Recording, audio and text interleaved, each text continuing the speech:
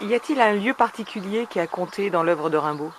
Alors c'est peut-être celui qui me vient à l'esprit, c'est celui dans lequel on se trouve aujourd'hui, à Roche.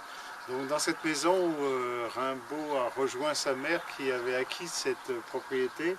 Et il s'est enfermé dans la hauteur, là, et il a écrit La saison en enfer, l'un des textes les plus importants, les plus capitaux dans l'histoire de la littérature.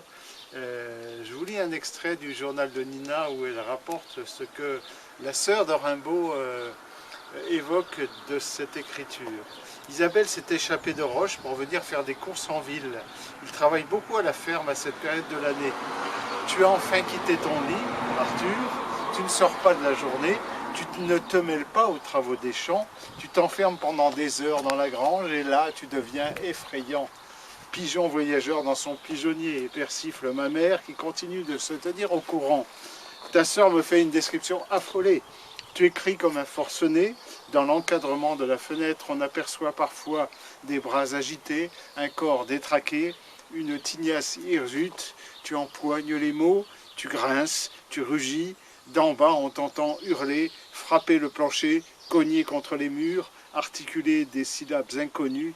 Combat de forçat contre sa chaîne. C'est un champ de bataille. Nul n'oserait se pointer là-dedans. Tu as retiré l'échelle, et puis un jour, tu es descendu à l'heure du dîner, tu avais l'air du bagnard libéré, tu étais apaisé et serein, on a cru que la crise était finie.